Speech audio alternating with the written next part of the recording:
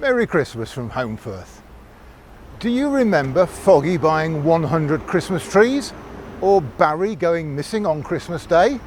Or Howard trying to hide Christmas presents from the two women in his life?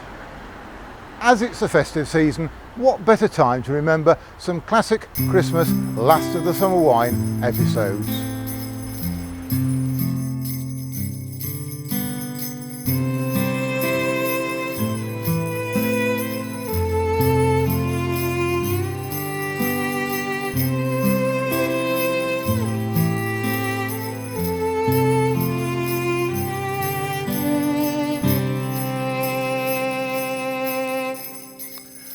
Some of the Christmas-themed episodes were filmed as part of a series and some were specials. For example, a Merry Heatwave was filmed and broadcast as part of Series 4, but Whoops was a special as it was filmed separately and originally broadcast independently from the other episodes. It was nothing new for sitcoms to have a Christmas-themed episode. The world's first regular half-hour television sitcom was the BBC's Pinwright's Progress, which had Christmas-themed episodes that were broadcast live on the 13th and 27th of December 1946. One of the best-known early sitcoms was Hancock's Half Hour, starting on BBC Radio in 1954. Series 1 of the radio show had Christmas-themed episodes in December 1954 and January 1955. Series 3 of Hancock's Half Hour television show had a Christmas special, which was 43 instead of 30 minutes, so it was titled Hancock's 43 Minutes. It was broadcast live from Television Theatre on the 23rd December 1957. The first Summer Wine episode with a Christmas theme was a Merry Heatwave, originally broadcast on the 1st of January 1978, partway through Series 4. While it was shown in the Christmas holiday period, it was set in midsummer. Although it looks a bit dull, it's immediately established by Clegg that there is a heatwave. There had genuinely been a 15-day heatwave in the summer of 1976, so viewers would readily accept the premise. The heatwave appears to have brought Sid and Ivy out in an amorous mood, as we find them in a passionate embrace, which shocks Clegg as he enters and quickly leaves the cafe. We then have a short scene outside the cafe, but in the studio with a painted backdrop, which is odd as the real cafe exterior is used later in the episode. Sid's hot-blooded embrace has not ignited Ivy's passion. Her only concern is that they have run out of raspberry ripple.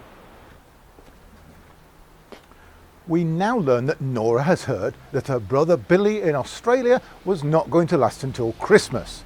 She says Billy would be happy to go if he could see just one more English Christmas. It's now that Foggy is inspired to suggest using his cine camera to make a short film, as though it was Christmas, so Nora's brother can have his last wish. This is a very selfless offer of Foggy, considering it's in the days before mobile phones or even home video cameras, so the cine film would need to be developed, edited, then posted to Australia.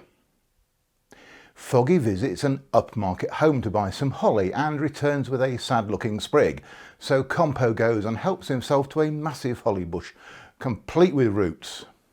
Sid is delegated to make paper chains and Ivy is decorating a large Christmas tree. She panics when Sid reveals it has been taken from Forestry Commission land. Ivy relaxes when Sid says they pinned a £1 note to a tree. Then she tells him 75p would have been enough. Outside, Foggy is organising everyone wearing winter coats and scarves in what was supposed to be some of the hottest weather on record, while Clegg showers them with snow-like shreds of paper. It is now that the postman arrives with a telegram to say Billy is better, and he's run off with his nurse. In a small tune on a penny wassail, it is Christmas Day morning. Nora is berating Wally for being outside with his pigeons while Compo is trying to skateboard and Foggy is just leaving church. Later at Clegg's, Compo is bored. He cannot wait to open presents, eat lunch or do anything. As no one is likely to visit them, Foggy decides they will go to visit Edgar in hospital. Compo sarcastically says, "This is something to tell my grandchildren about." To which Foggy thankfully says, "You haven't got any grandchildren, you haven't even got any children." However, 22 years later we will discover he does have a son and grown-up grandchildren. Edgar, played by Teddy Turner, who was the postman in A Merry Heatwave, seems happy to be in hospital for Christmas. He is content to ignore his visitors and listen to the radio on headphones. On the way back to Clegg's, the trio are passed by more skateboarders. Everyone is sporting jolly Christmas party hats. Sid and Ivy, Nora and Wally are arguing in their respective kitchens about their respective families that have visited for lunch. Foggy and Clegg are disappointed to realise they've both bought each other identical sweaters. However, Compo is delighted with his gifts from Clegg and Foggy, a race form book and a terrible looking dressing gown. They are both impressed with their gifts from Compo, digital watches. Meanwhile, Sid and Wally have escaped their families and are making their way to Clegg's, but Clegg and Foggy have discovered Compo is missing and find him with the skateboarding children. Clegg decides they have to buy Compo a skateboard as his gifts of watches were so generous.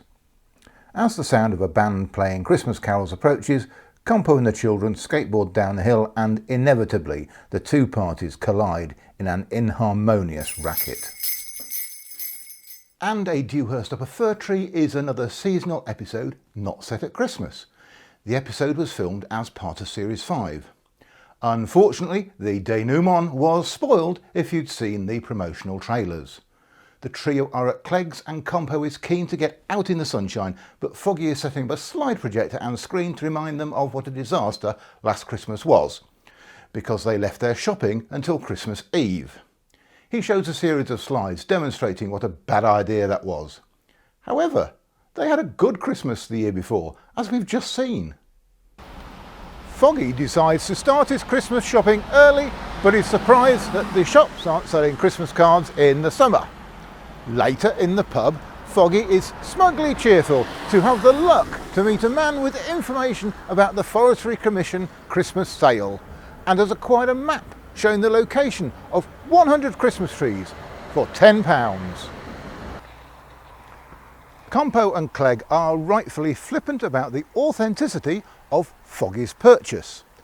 When they reach the spot identified on the map, they discovered that the trees are not modest saplings, but fully grown, mature trees. 16 years later, Foggy has not learned and buys the map for Captain Clutterbuck's treasure from Lieutenant Commander Willoughby. On Christmas Day 1981, 17 million viewers tuned in to watch the Christmas special, Whoops. That was 3 million more than would watch the first television showing of Gone with the Wind on Boxing Day. It was the only summer wine episode broadcast since the 1979 Christmas episode. Compo thinks they need to get in the spirit of Christmas. He says they've let things slide, like walking on their hands, climbing lampposts, and jumping off the back of a bus while it's still moving. So they first try walking on their hands, but all we see is their legs and feet in the air behind this wall. Next they try jumping off a bus, or rather half jump, half fall, as the bus stops. On this occasion, the bus was not a regular service vehicle. Huddersfield Bus Corporation had not used open platform buses since the 1950s. The 1945 Daimler double-decker used was originally owned by Huddersfield Corporation and is now owned by Epping Ongar Railway. The trio then seek out some old school friends to try and recapture the spirit of Christmas. They visit Chuffer Enright and Splutter Lippinscale and get less than favourable responses. That evening, the trio are sitting in the pub when Sid, Wally, Chuffer and Splutter arrive. Later, when Ivy and Nora arrive, they find Sid, Wally, Chuffer and Splutter have climbed lampposts outside the pub. The trio catch the bus into town and jump off again. Whoops. Whoops ends with the summer wine theme, with 2 verses of lyrics written by Roy Clark and performed by Holmfirth Choral Society over the closing credits.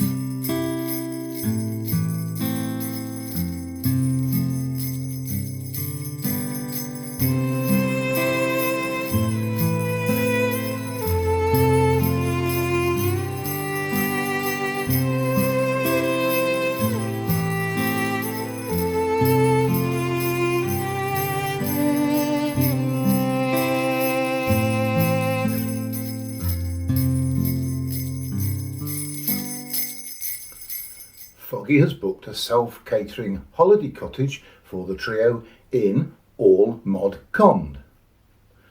Their journey is quite a trek, starting on the train, then on a bus. It drops them off in what appears to be the middle of nowhere, which Clegg describes as the end of the world. He hasn't seen their destination yet. Next, they hitch a lift on the trailer of a farmer's tractor, and finally, they walk the remainder of the journey. Foggy could not have picked a more remote spot. Their holiday home is here on the Spurn Peninsula. At high tide, the far end of the salient becomes an island. I'm sure a lot of the audience had already worked out that anything planned by Foggy is going to end in disaster. So, on reaching their accommodation and discovering it is a very run-down caravan is no great surprise, but it still has comic value as they try to make the best of it. They can't find the key, so they push Compo through a window. The provided transport, that appears to be a small buggy covered by a tarpaulin, is a boat that is falling to pieces. While trying to unblock the chimney, Compo falls through the roof, and finally, having lit a fire, they set the entire caravan ablaze. We last see them using the shed that contained the privy as a makeshift boat to get back to civilization. The Funny Side of Christmas was a one-off Christmas special broadcast by BBC One on the 27th of December 1982. Presented by Frank Muir, it included sketches from 10 current BBC comedy series, including Open All Hours, Sorry, Yes Minister and Last of the Summer Wine. In the 6-minute sketch, the trio have decided not to celebrate Christmas, which logically follows on from their aborted caravan holiday. They meet up at Clegg's. However, he's anticipated they do not have the resolve to stick to their plan, so he has already put Christmas dinner in the oven. During the sketch, Clegg mentions having bread and cheese for dinner. When Compo moans, Clegg replies, "Well, it is Wensleydale." Peter Sallis would later play Wallace in Nick Park's A Grand Day Out in 1989, and the character's favourite cheese was Wensleydale. In December 1986, 16.3 million viewers watched the 1986 Christmas special, Merry Christmas, Father Christmas. Edie is making Wesley write Christmas cards while Seymour is trying to show Milburn how to put up Christmas decorations in the cafe. Marina is loitering outside the cafe, but who is the actress of the couple that walk by? Could that be Sarah Thomas in the large coat and hat? Marina is there to give Clegg a present to pass on to Howard, only to be discovered by Pearl as Clegg hands over the gift. Seymour resolves to put the magic back into Christmas by putting Santa back where he belongs, on a rooftop near a chimney. Compo is volunteered to be Santa, in a Santa outfit that looks like it's seen better days. Wesley and Barry are roped in to help. They practice getting Compo on the roof at the back of Seymour's house, but nearly falling off dissuades him from carrying on. However, Seymour convinces him to do it for Nora. Moments later, Compo is on the roof of a house opposite Nora's, having put his doubts behind him, singing her praises as she watches, until he slips off the roof, dangling by a rope, complete with the chimney pot. CRUMS was watched by 17.1 million viewers, making it the 7th most watched programme of 1988. Seymour has persuaded Compo and Clegg to dress as Father Christmas to collect money for the church. They don't manage to collect much and think a fake Santa is the cause. While trying to catch him, they discover, with the help of guest actor Jim Bowen, there are about 20 other Santas in town. Edie is appalled that Glenda wants a waterbed for Christmas. She doesn't yet know Wesley has made one.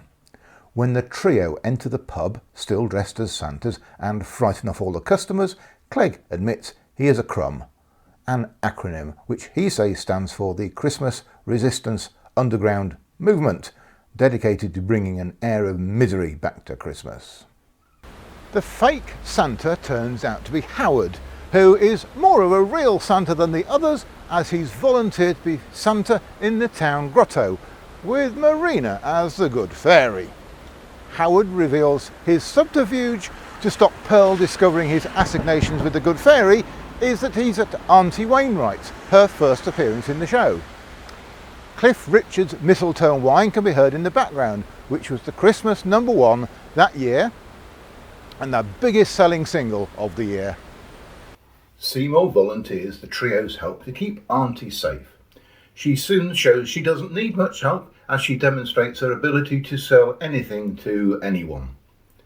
The back room of Auntie's is a similar size to the shop, but in later episodes the back room is much smaller.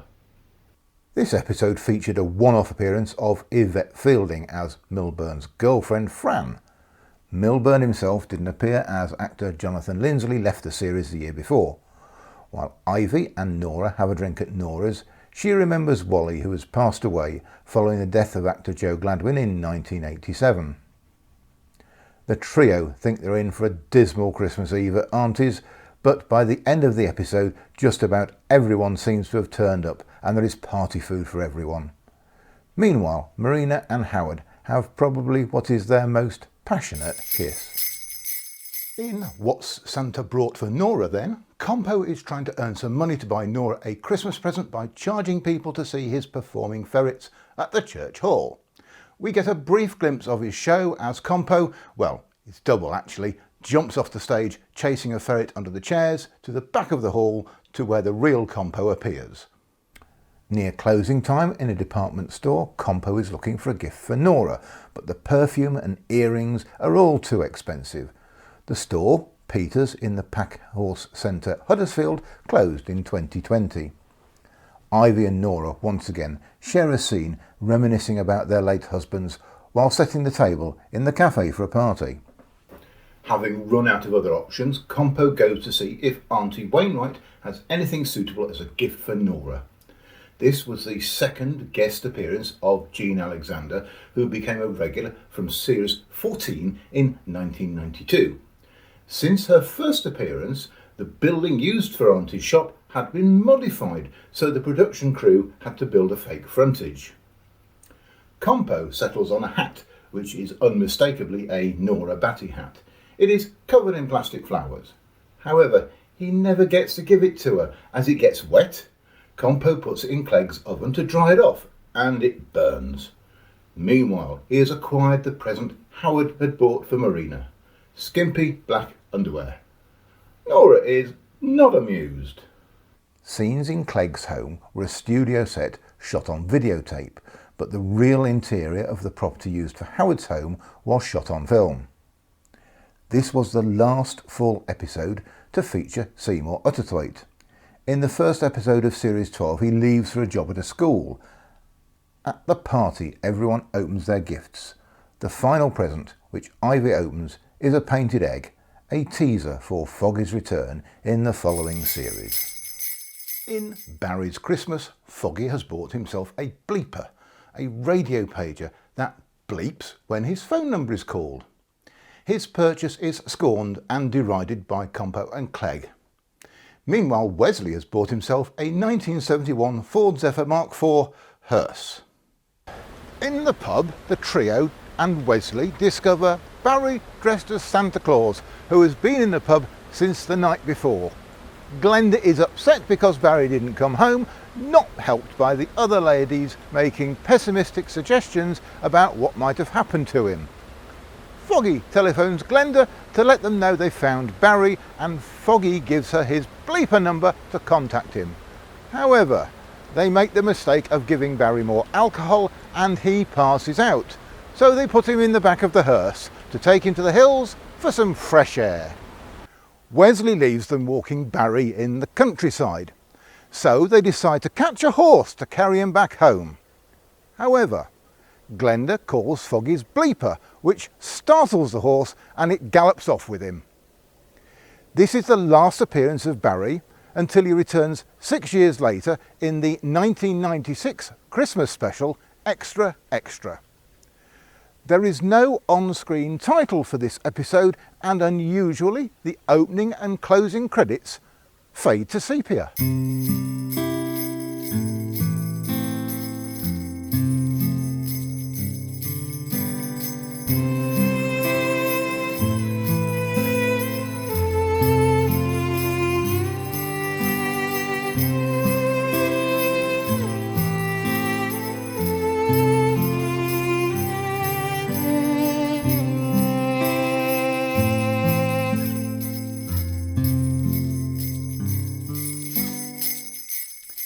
a leg up for Christmas, Howard is upset because he isn't Arnold Schwarzenegger, so Foggy takes it upon himself to improve Howard's fitness. Foggy suggests Howard tries jumping over a low wall. Howard takes a leap and finds the ground beyond the wall is much lower, and he breaks a leg. This year, Wesley's gift to himself is a 1933 Austin 6 hearse, so he's conveniently able to give injured Howard a lift in the back. Later, Pearl faints when Compo casually remarks that Howard is in Wesley's hearse. Auntie Wainwright has taken a 1977 Triumph Bonneville T140 motorbike as a part exchange and persuades Smiler to test drive it, dressed in full biker leathers with studded jacket. By the end of the episode, Auntie has talked Smiler into buying the bike. This episode features guest appearances of Matthew Kelly as a policeman and Anita Dobson as a pub customer who gets to see what's inside Compo's matchbox.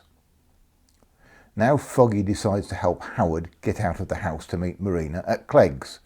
As a subterfuge, Compo rides Smiler's motorbike in the leathers and helmet, so next time Pearl sees someone in bike leathers, she'll think it's Compo, but of course, it's Marina. The plan works and Marina and Howard get to meet at Clegg's, but next door Pearl is hosting the ladies, so they all go round to Clegg's to make it a party. Marina is still wearing the bike leathers and helmet, so Foggy discreetly sends her upstairs to change, and Compo puts on the bike leathers again.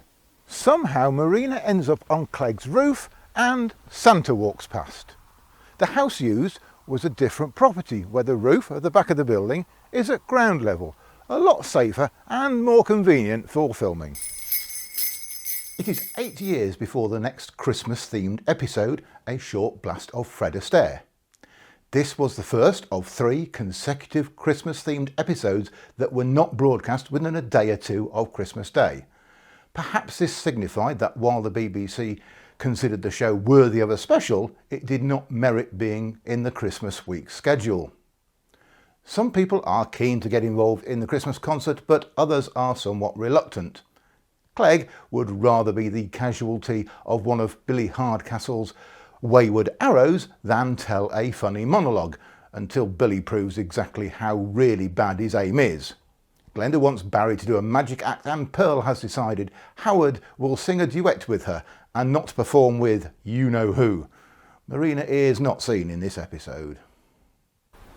Alvin has found a one-man band outfit in the cellar, presumably the same one Compo had in the Series 14 episode Who's Got Rhythm.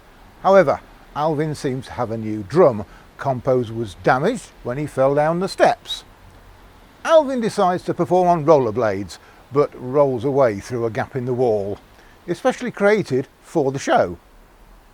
Billy finds another candidate as a target, Tom, but Tom needs a confidence boost in the form of some hypnotic suggestion from Entwistle. Despite Truly's scepticism in the pub, Entwistle hypnotises Smiler and Billy, but apparently not Tom. Outside the pub, Smiler tries his dance routine, with Truly, Billy and Tom involuntarily joining in.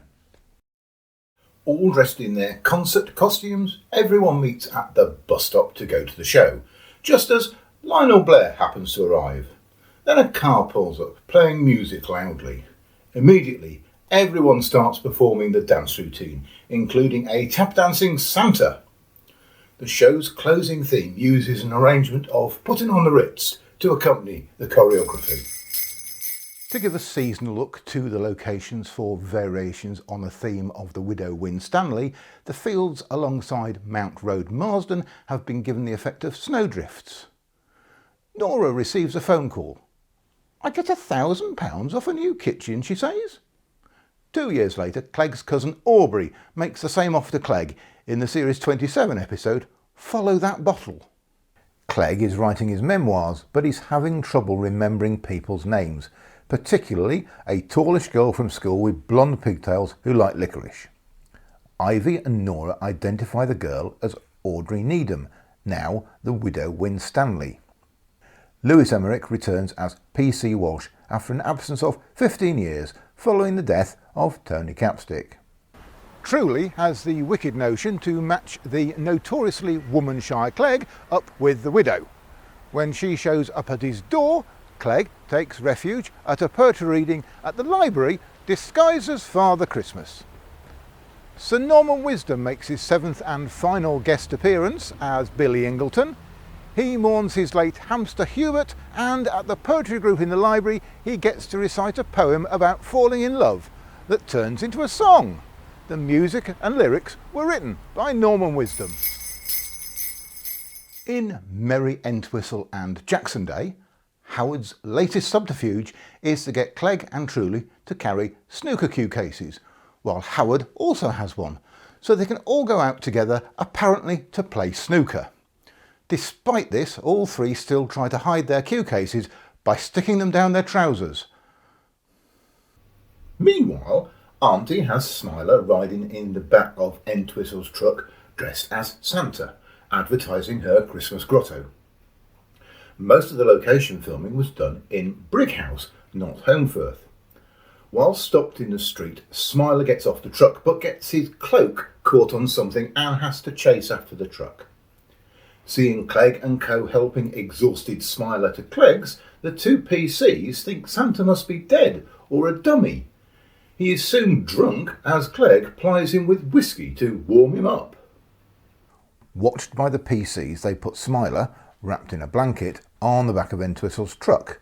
The PCs are now convinced they are witnessing them transporting a dead body. There is a coffee circle scene at Pearl's where June Whitfield makes her first appearance as Nellie. Later, Smiler arrives at Auntie's where he joins Tom in the sleigh at the grotto. Smiler slips and the sleigh on wheels trundles off down the street. A Tale of Two Sweaters was the final Christmas-themed episode. There was only one more special after this. I Was a Hitman for Primrose Dairies, broadcast on the 31st of December 2008. Howard burst into Clegg's to secretly open his Christmas present from Marina. He shows Clegg the bright yellow sweater that Pearl has given him, so he feels he has to wear it. However, his gift from Marina is also a sweater. Glenda has invited old Mr. Sanderson to Christmas lunch. Barry is not impressed, and later Glenda shares his lack of enthusiasm as their dinner guest overstays his welcome. Tom and Smiler are at Auntie's for lunch, which, to their surprise, is quite a feast. Truly and Clegg are looking forward to a quiet Christmas at Alvin's. This is the first time we've seen inside Compo's old home since Series 21, 6 years earlier. Then Howard turns up. He has decided to wear one sweater on top of the other to cater for any eventuality, an eventuality he has ensured by asking Marina to meet him at Alvin's. However, Marina's expected arrival has been preceded by Nora, Ivy and Pearl, which necessitates Howard making a quick change of sweater. The ladies stay for a sherry, then leave. But there's a knock on the door. Howard has already changed from Pearl's sweater and she's back, so he panics to put her sweater back on. Then he hears Marina's voice and realises it's not Pearl after all, so dives under the dining table to change again. Outside, after Marina has left, Pearl catches Howard wearing the wrong sweater, but luckily Clegg says it's a gift from him, and Pearl believes him. I hope you've enjoyed our nostalgic review of Summer Wine Christmases, and I hope you have a very Merry Christmas. Cheers.